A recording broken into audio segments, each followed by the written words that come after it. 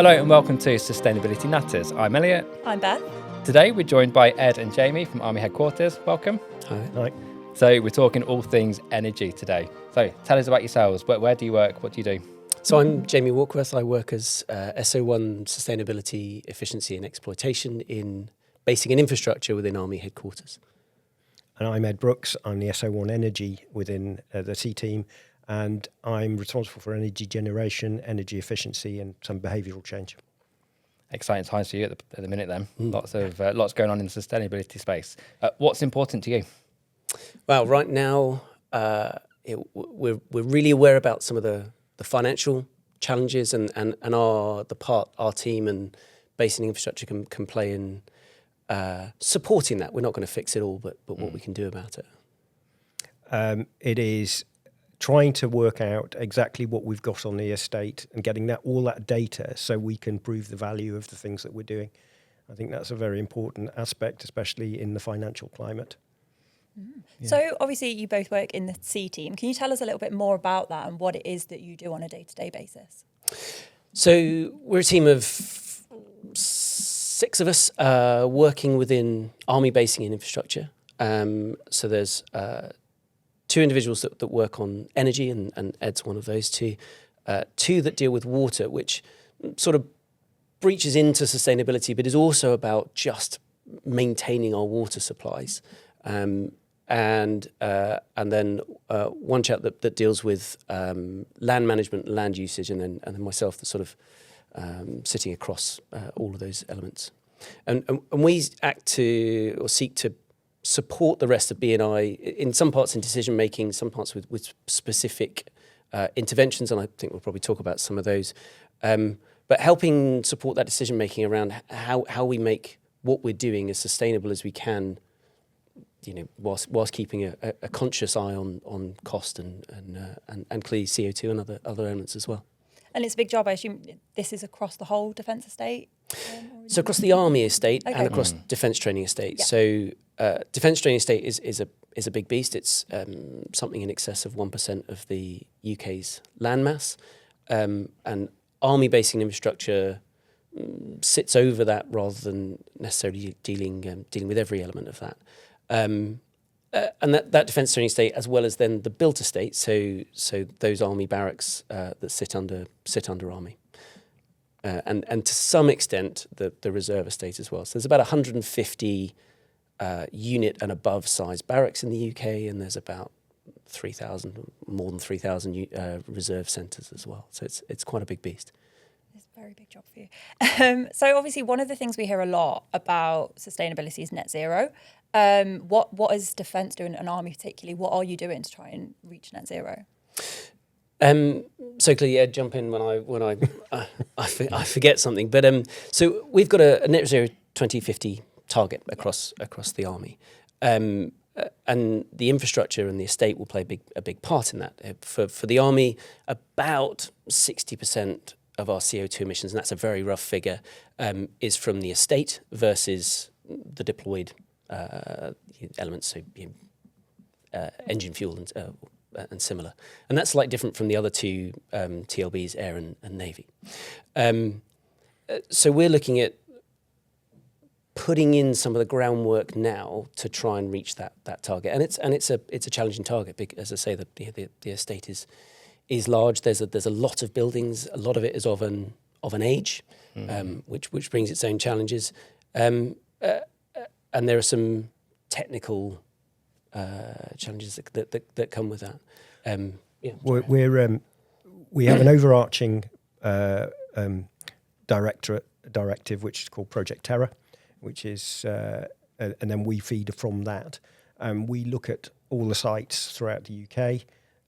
We have an organisation with BNI called Defence Estate Optimisation. So they're looking at making sure that the sites are in the right place for the right people and with the right infrastructure for the equipment that they're using as well, and close to training areas. And we're trying to feed into that as well to make sure that they're making the right considerations for the net zero. But we are also looking at other sites. So we produced studies into five camps And we're looking at one camp in particular, Duke of Gloucester's Barracks in South Cerney, and trying to work out how we can best achieve getting to net zero on that site. And we're using a hierarchy, which is a fairly standard industry practice, to make sure that we can do that. You mentioned the hierarchy when we were chatting before we started. Tell us more about that. What is it and how are we using that in practice? So you start basically looking at the fabric of the building rather than putting technologies in where you can. So you're trying to make the building as energy efficient as possible, so that it doesn't leak. So you're not wasting money by pumping in heat and then opening the windows, but then you're reducing the lossage, you're increasing the energy efficiency of the building, and then you are optimizing what is in there, and you're doing that by introducing things like smart radiator valves, building energy management systems. But this goes back to the thing I said at the beginning. It is getting that data and managing that data correctly, so that we know that we're having an effect. Once you've got those things in place, they will then looking at things like on-site generation. We might touch on this later. We do things like Project Prometheus, which is large-scale solar, but we also do quite a lot of roof-mounted solar where we can, because it just makes sense. And then you're into offsetting, and offsetting is very much our last thing that we want to do. But we are looking at it because there are sites, and Duke of Gloucester Barracks being one of them, that we can do everything that financially is reasonable to do, and we still won't achieve net zero on that site. So we have to look at other ways of getting to that level. And then how far are we in terms of the project at Duke of Gloucester Barracks? Are we starting to see improvements already, or is it too early to say at the moment? It's too early to say at Duke of Gloucester Barracks. We're in a deliverability assessment at the moment. There are other things going on at the site that we need to tie in with as well, and it is that case of seeking opportunities and not duplicating. Yeah. We only want to dig a hole in the road once. Yes, most definitely. And the reason behind Duke of Gloucester Barracks is it's indicative. It's not the easiest site to do by any stretch. There's other sites that'll be loads easier to do, but we're using it as a model. It's similar to an awful lot of sites we've got, which are ex-RAF with buildings of a variety of ages. And we've got there's a real opportunity there to learn those lessons as we go and apply them, rather than going where it's easiest, fixing that one and going great, patting ourselves on the back for finishing one. We've really got an eye on how do we do this on as many sites as possible and to as great an extent as possible, rather than just one place. Yeah, so I guess it would kind of become then the textbook once we've kind of achieved Exactly something, that. and then we apply it to everywhere else. Yeah. But we've tackled the challenges early on. Yeah, and it might also be that we make some absolute howlers there. We hope not to. Let's try not to. But we could, and therefore by doing it as a pilot site, we've got an opportunity to see where else we might not do something or do something differently in a more whether energy or financially efficient way. Want to watch then? Very exciting. Absolutely. Can we talk a little bit more about offsetting? It's a really interesting one to me. There are naturally activities that we do as an organisation that are not particularly sustainable by nature of what we're here to deliver. So we have to offset to kind of make up for that stuff. Have we seen that work well anywhere? So we're in the sort of understand phase of offsetting. So some of it is about understanding the opportunities that the estate has, and that's a lot of that is going to be defence training estate because of the scale of what you can do there. And it's about understanding how much you can get out of that at what cost, and then the question follow on from that would be how much we need to. There's lots of not necessarily technologies, interventions out there. Peat re-wetting is a really good example of where if we let our peat dry out, it will release CO2. So that's a problem in itself. Enhanced rock weathering, which is spreading a chalk, I think it's a basalt rock dust on the ground that absorbs CO2, locks it into the ground for you.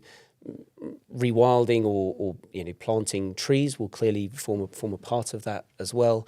And something called biochar, which I have to admit I'm not an expert on, but effectively it's using cut biological material, so generally trees and similar, turning it into a charcoal and then putting that into the ground. And there's all sorts of benefits in there in terms of nutrient locking up into the ground as well to support potentially agriculture and other aspects.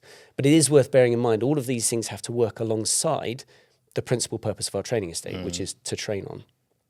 So though there's lots of opportunity, we've got to keep a mind to what does and doesn't get in the way of that training and what can work alongside that, rather than saying, we've got this lovely big resource and it's going to be turning Salisbury Plain into the perfect biological habitat, but that you can't train on, and that's not what our training estate's for. And how do you balance kind of trying to achieve that with, as you've said, operational capability is the priority. So is it a tough balancing act? So we use a lot of the specialists in DIO. So there's some real deep ecologists and ecological specialists and others within DIO. I've got an environmental science background many years ago as my undergraduate, but we lean on those specialists. And it's worth bearing in mind, places like Salisbury Plain are great assets, huge quantities, and I'm afraid I don't have the figure, but huge quantities are national nature reserves and triple SIs already, because the land sort of gets broadly left alone except when we're training. And actually things like the disturbance you get from tank tracks on chalk grassland, it's actually really positive for the biodiversity on that chalk grassland. But it's only as biodiverse as it is because it's been a training area for 100 years. If it hadn't been, actually, it'd be a much less species-rich environment. And those two things do work pretty well together. There's clearly a little bit of compromise on both sides, and our colleagues in DIO are actually very good at balancing that, such that we've actually got a really quite important resource in ecological terms as well as training terms. Fantastic. Absolutely. So we know that with all things sustainability, there's a huge behavioural change piece needed to get people thinking differently around how we're working, how we're using our spaces. What are we doing in that space to support that behavioural change? So the big thing that we are doing is a thing called the Utility Savings Challenge, which is now in its third year. And that is trying to get people to use less energy on each of the estates that establishments that we have. So it covers UK, overseas, regular and reserve. So we are trying to get that out to everybody.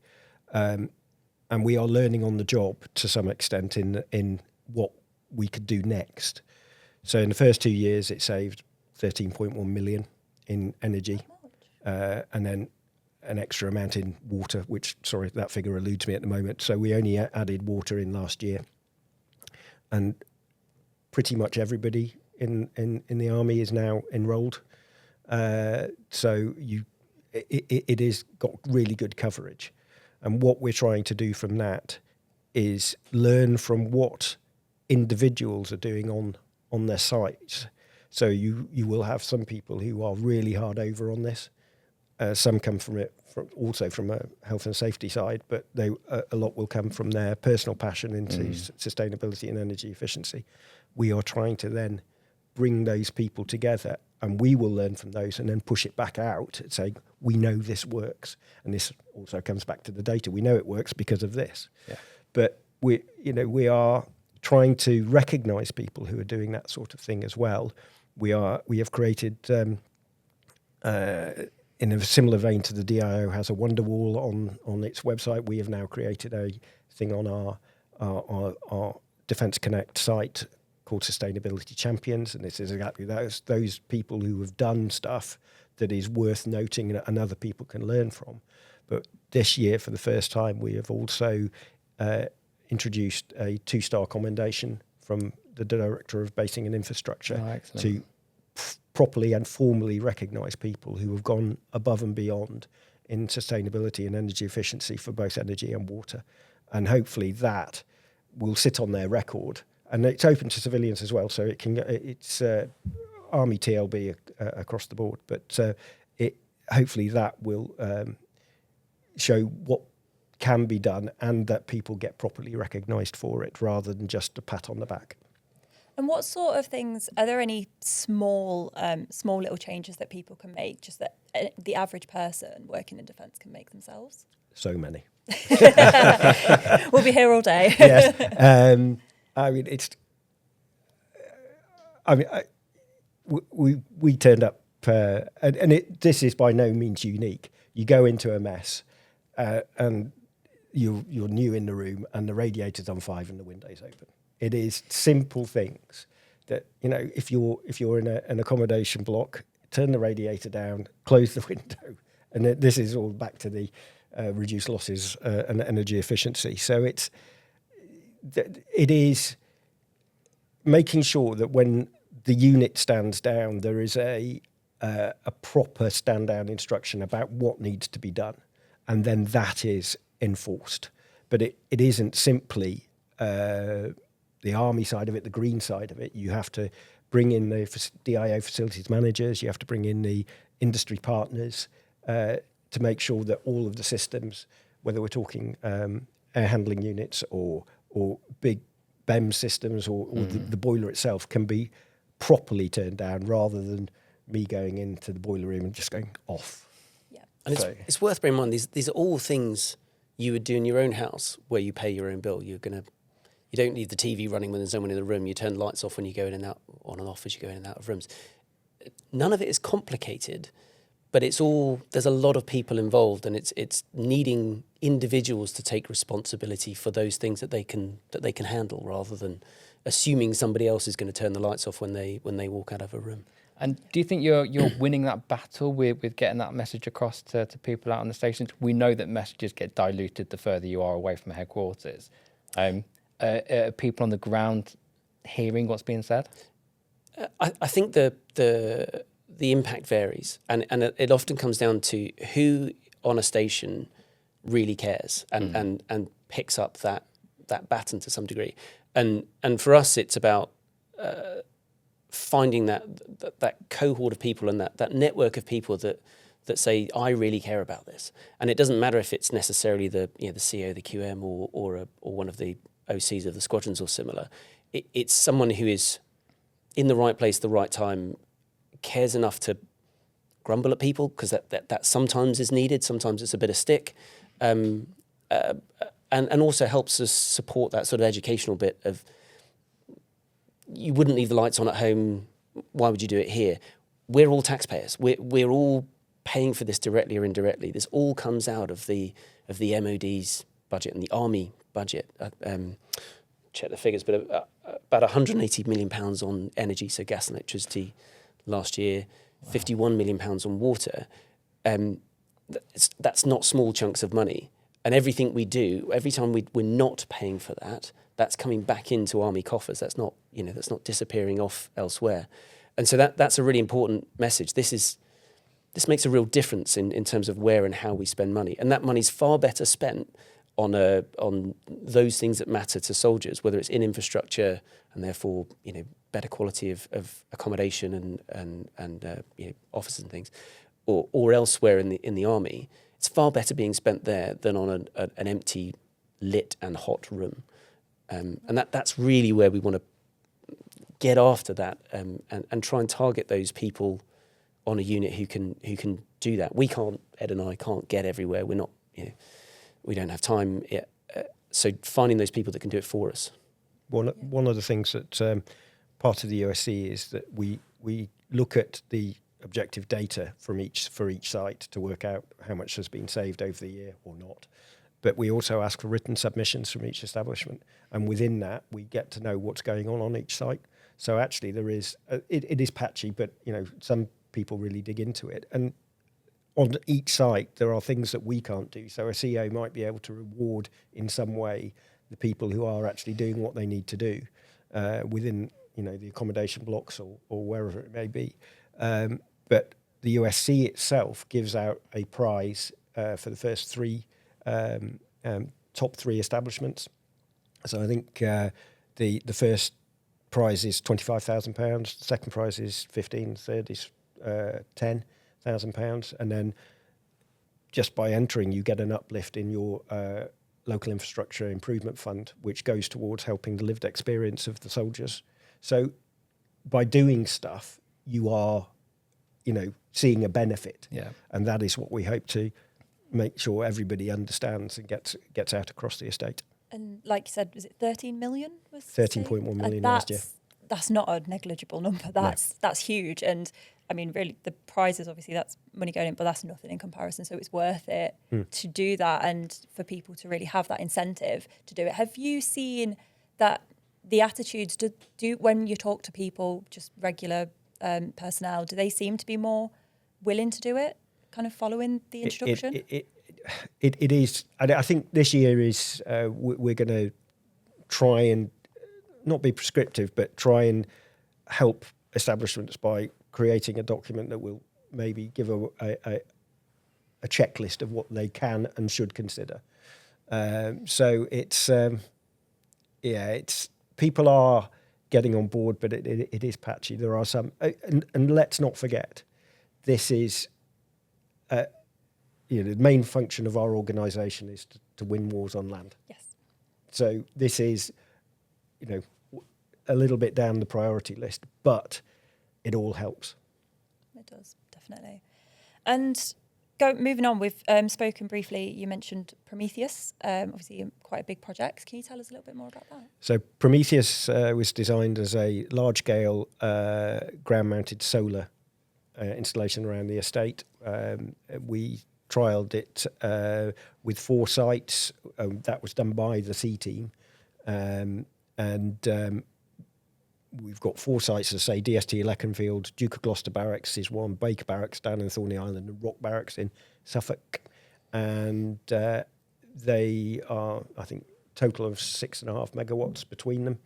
And they are generating electricity and have been for DST Leconfield just over 2 years. In fact, Duke of Gloucester Barracks and Baker Barracks over 2 years. I think DST Leconfield's 2.5 years now. And with DST Leconfield, in the last financial year, it saved us about £180,000 on buying electricity from the grid. That's incredible, isn't it? The way we scale it is that we maximise the use. We can't overscale it and just make it as big as we like, because that's then becomes a commercial entity. Cool. So we need to scale it so that we are getting maximum benefit on the site. DIO MPP, so major projects, are running with Wave 2, and that's looking at another 45 sites, another 65 megawatts, which will hopefully out to about 2033. We'll get the installation in there of all of those. And we've just broken ground at Wheaton Barracks in Lancashire, with another few barracks hopefully soon to follow. So presumably this is helping to reduce some of the pressure on the grid at the moment. What opportunities is this providing on stations? So it's the direct impact, the things that the stations will see, actually not directly are they going to see the effect. It will support our increased energy use to some degree, but actually it is more about decarbonising and saving. So they'll repay themselves in somewhere between 7 to 10 years, depending on the site, and they'll last at least 25 years, probably much longer. There's a slow degradation in how well the panels perform after about 25 years, but it's still in the 80%, we think. And so long after Ed and I have left the army, these will still be just plugging away, saving us money year on year as an opportunity, using land that we can't otherwise use for other things. There's definitely a deconfliction. The aim is not to fill the training estate with solar panels and therefore make it unusable, but to try and support units consumption and therefore our bills with them. It's worth noting as well that although Prometheus was designed as large-scale ground-mounted, we are doing quite a lot of roof-mounted stuff. So we are working with Project Allenby Connaught, so Tidworth, Bulford, Warminster, and Aldershot, and putting roof-mounted stuff there. And we are looking for opportunities throughout the estate where we can put the roof-mounted on. For the same reasons, it is a slightly quicker win in many respects, and you can do it without the planning that it's caused some delays in the largest ground-mounted arrays. But so we it's not just ground-mounted. we're equal opportunities. We put it where we can. Put it anywhere. So are we working with any partners to help us do this, or with anything that we've got our eye on in the future? Yeah, so it's a really interesting point. The C team is 6 of us sat within basic infrastructure. It's a relatively small team. In order to clearly, there's the field army. They're a key partner in that sort of utility saving and behavioural change elements, but also our industry partners. So Vivo, Vinci, Mighty, and Aspire, the sort of the big, and there are other industry partners that help us manage our estate. And working with both their sustainability focal points, but also wider. And it is sort of increasingly a network of people. It's not necessarily chain of commanded in quite the same way as other parts of the headquarters are, but linking across that, and DIO as a key part in that. We can't deliver these big projects on the estate without DIO and industry partners and/or big technical service providers, the people that build the big projects for us. And finding the right people in those organisations is a key part of the role, and trying to often you can spend a long time talking to somebody and then suddenly discover the right person is sat 2 desks across from where you thought you were targeting. And that's been a real sort of eye opener in this job, the importance of building those networks and finding the right people and keeping them connected to then all achieve what I think there's a lot of people that find this both interesting and important, and trying to connect the right people to really push that on has been an interesting and productive challenge. Oh, that's great to hear. And kind of looking more to the future, obviously quite a lot of the great projects you've spoken about today seem quite in their infancy, they're fairly new things that we're introducing. So I think if we go back 10 years, it's a completely different picture to it is now. What makes you excited and positive for the future? Wow. Well, we're starting to look at things like wind, large-scale wind, mainly, especially at some of our larger sites, and that can be done in tandem with the solar. I think we've mentioned the offsetting stuff, so the biochar, the enhanced rock weathering. Yeah. I think some of it for me is the level of interest that this receives. So I feel regular calls from people trying to find out what can they do, where can they do it, where are the roles in sustainability within, whether it's Army headquarters or wider in the Army, and I think that gives me a slightly warm feeling that it's there. And I think we're seeing it more and more within the sort of upper echelons of both Army headquarters and elsewhere, that it's getting real attention. Not necessarily all about CO2, and that is clearly very important, and we have a role to play as a large government organisation. We have government greening commitments that we have to meet around water, CO2, waste, and I'm sure you've spoken about these on some of the other sessions.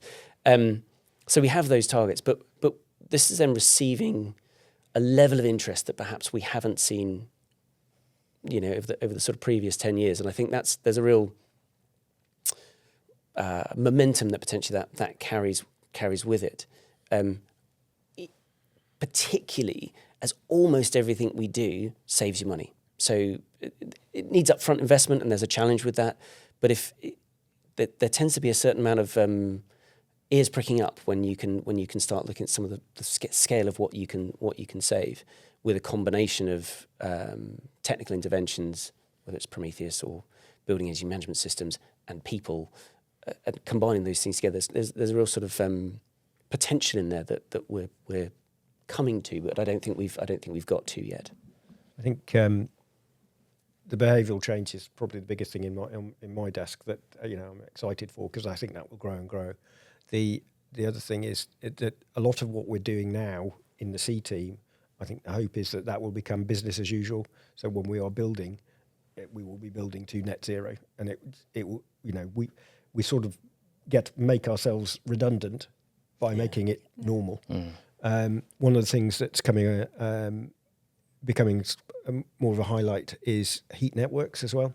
So a lot of our old camps have old heat networks, used to be run by oil, probably run by gas now, and they need to be brought up to date as well.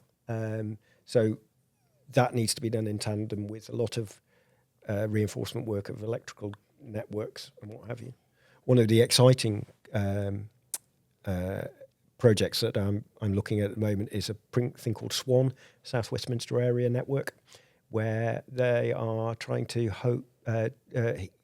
take heat out of the Thames, I think the sewers as well, and the Tube, and create a heating network around South Westminster, so a lot of the government buildings as well.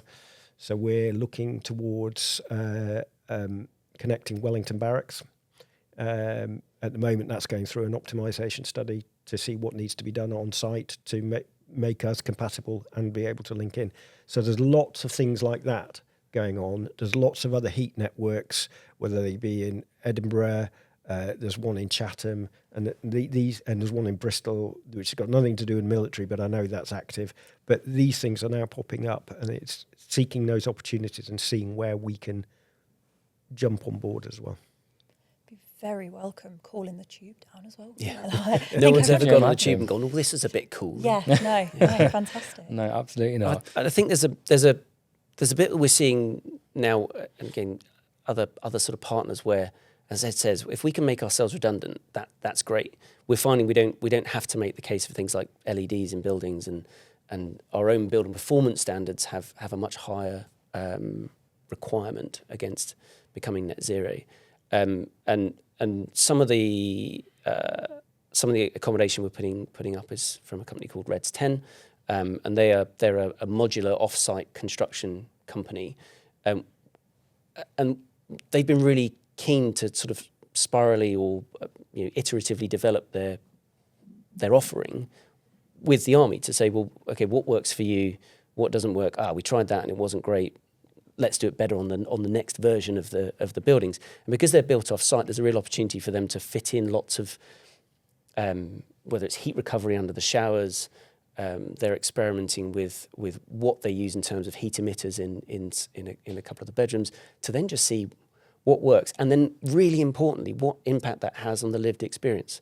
Because there's no point making it net zero and horrific. We can make it net zero by sticking everyone under a poncho on the plane, but that's not going to retain our soldiers. It really is about trying to make the two work in tandem. So improve the infrastructure, so build new and build better, refurbish effectively and to a higher standard where that's appropriate.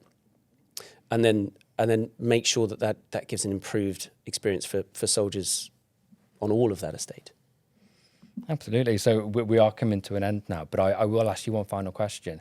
What is one thing as an employee within Defence that I can do to be more sustainable and save some money? I mean, for me, it's really easy. Well, I say it's really easy. I had a bit of an epiphany this week as I turned off TVs in a conference room for the 5th or 6th time of the week, that what I haven't done is check the settings on the TV to see if it's got the power out, the power timeout set, and it doesn't. So people do leave TVs on, that setting's not set, and therefore the TV stays on until someone turns it off. Yeah. It's really simple, and I've now sort of set myself a bit of a goal. I now need to go and do this on more of the TVs. I now need to find some other people to do it because there'll be loads across the headquarters. But that's a really easy win. Just turn them off, and if there's a setting you can change to help that, then do so. Yeah, great suggestion, Ed.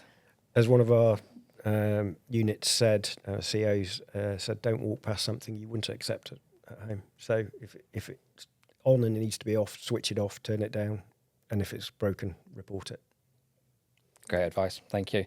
Beth, before we leave, we'll go around and turn all the screens off. We will, yes, definitely. In readiness for the weekend. Thank you. There we go. Ed, Jamie, thank you so much for joining. It's been really interesting today. Thanks, guys. Thank you for joining us. We'll see you next time. Thank you.